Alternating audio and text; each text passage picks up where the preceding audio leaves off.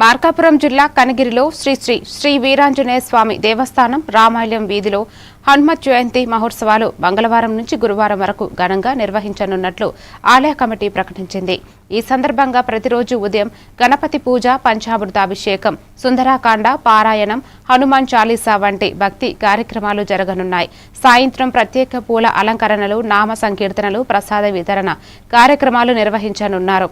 భక్తులు పెద్ద సంఖ్యలో పాల్గొని ఈ మహోత్సవాన్ని విజయవంతం చేయాలని నిర్వాహకులు పిలుపునిచ్చారు.